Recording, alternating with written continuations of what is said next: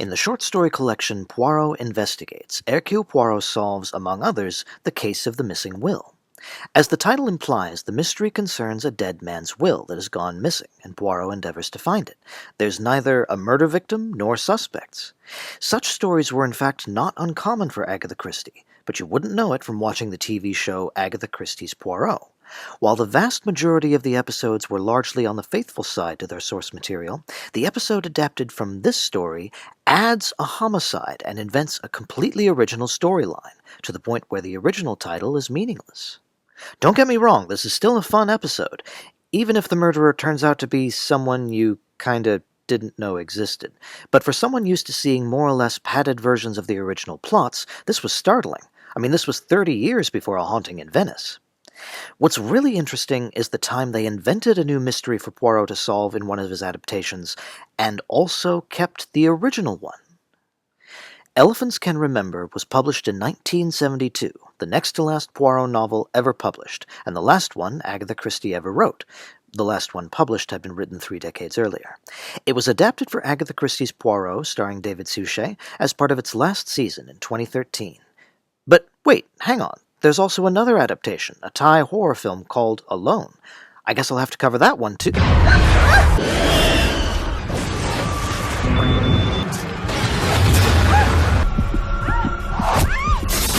Nope, nope, nope, nope, nope, nope. Rereading the book required a lot of patience due to its rambling prose, though in a way that's part of the book's theme. Crime writer Ariadne Oliver attends a literary event where she's approached by Mrs. Burton Cox, who says she's the future mother-in-law of Ariadne's goddaughter, Celia Ravenscroft. Mrs. Burton Cox asks Mrs. Oliver a startling question. Did her father kill her mother, or did the mother kill the father? I don't think I heard you properly. She's referring to an event from over a decade ago. Celia's parents were found dead from gunshot wounds, but it was never determined whether it was murder, suicide, or both. Mrs. Burton Cox won't specify why she wants to know who killed whom, and Mrs. Oliver declines to help her, but she contacts both Poirot and Celia, and the three of them decide to find out the truth about what happened.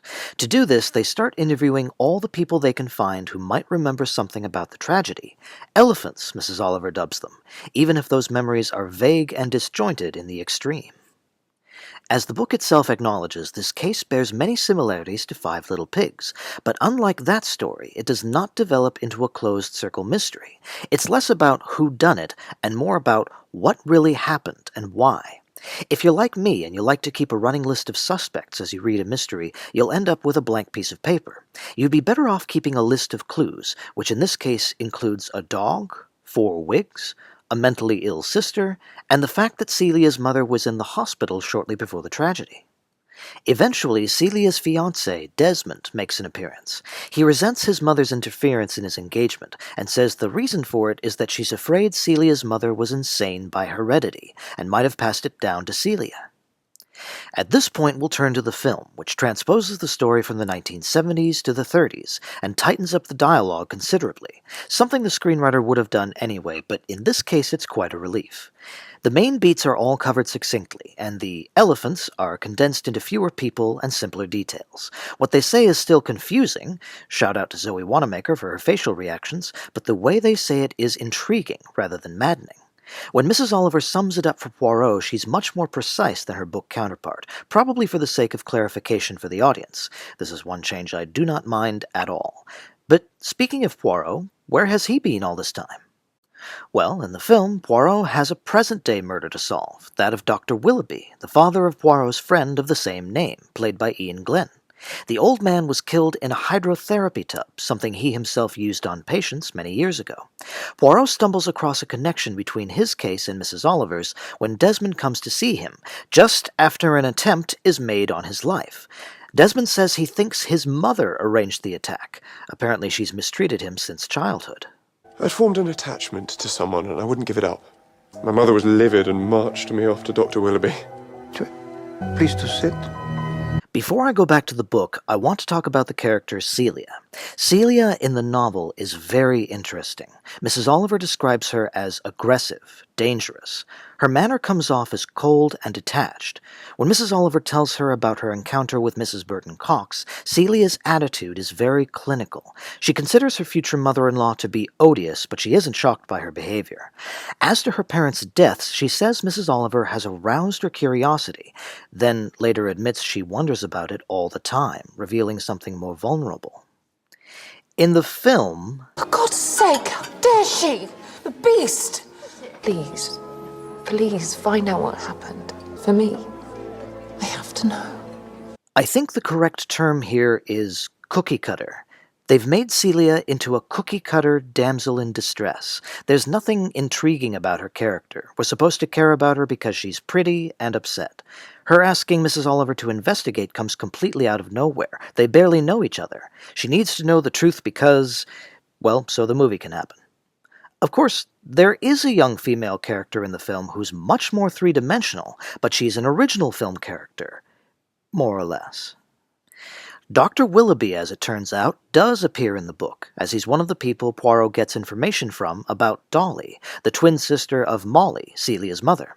Dr. Willoughby's father treated Dolly for insanity, but there's no mention of hydrotherapy or any other particular kind of therapy, and that's the extent of the Willoughby's presence in the story.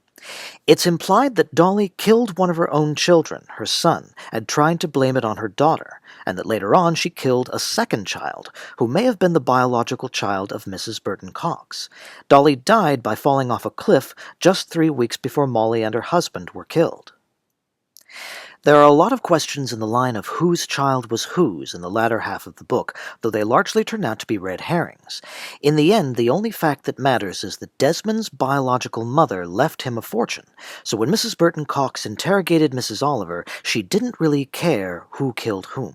She just wanted confirmation that one of the parents murdered the other. If she could verify that, she thought she could discourage Desmond from marrying Celia, and she could keep control of him, and his money. Finally, Poirot pieces together what happened. Dolly attacked Molly out of jealousy and pushed her off a cliff. Out of love for her twin, Molly made a dying wish to her husband, Alastair, not to have Dolly arrested. With the help of Zélie, his secretary, Alastair pretended it was Dolly who fell from the cliff and died. Dolly was happy to impersonate Molly, and did so with the use of extra wigs, but the family dog was not fooled, which is why it bit her. 3 weeks later, Alastair executed Dolly and then killed himself. Celia and Desmond are horrified by the truth, but at least now they can move on. As far as the book story goes, the movie covers everything beat for beat, and it dramatizes it so well. The scenes with Zélie are touching, the photography is breathtaking, and Mrs. Oliver is unbeatable. Monsieur Poirot is my assistant. I've spent all day driving around Sussex chasing elephants. Right. No, you must think me a complete ninny. I don't mean real elephants, I mean people elephants. As for the added elements, I noticed in the book there was one loose end left over. Whatever happened to Dolly's surviving child, the girl? In the film, Ian Glenn's character had an affair not only with Mrs. Burton Cox, another red herring, but also with his secretary, Marie McDermott. Marie is a fascinating and well-acted character. She speaks a lot of cliches, but she says the words with just the right amount of irony. She's amused by what she's saying, and she doesn't care whether or not someone spots it. In the end, she turns out to be Dolly's daughter. She knew what Alastair had done. Her objective has been to punish the Willoughbys for the cruel treatment of her mother, and to ruin the happiness of Alastair's daughter. That's why she tried to kill Desmond, and later she tries to kill Celia, too. Final thoughts. Adding the present-day storyline, in my opinion, was a good idea. It livens up a relatively low-stakes mystery, and it helps distinguish the story from its spiritual predecessor. I like that the new mystery was built from pre-existing elements in the book, which made it feel like a faithful extension. However, it does hit a few snags. First of all, the way in which Marie learns about her mother's murder is that she overhears Alastair planning to kill her. Well, if she knew about the plan beforehand, why didn't she try to prevent it? It would have made more sense for her to witness it firsthand. This is the one flaw I could see in how Marie's character was written. She was really, really well done, which is great. Except it becomes a problem when paired with how badly they wrote Celia. As I mentioned before, Celia has become bland and flat. Even when she shows emotion, she's still boring. Your mother killed mine! Celia, please! Some stories are thought-provoking by getting you to care more about the villain than the characters you're supposed to be rooting for, but I don't think that's what they were going for here. Clearly I'm supposed to be happy for these two characters, but frankly, I'd rather follow Marie, whose story is much more promising. It feels like wasted potential. Also, making the only young woman in the story with any personality into the character we're supposed to hate is kinda sexist. If they'd put just a little more thought into Celia's character, I think this would have been a great adaptation. As it is, it's okay. Christie wrote one book after this one, Postern of Fate, which sadly makes no sense at all, and that's probably why it was never adapted. However, it features characters who starred in one of her first novels, and that one's been adapted multiple times. More on that soon. Thanks for watching.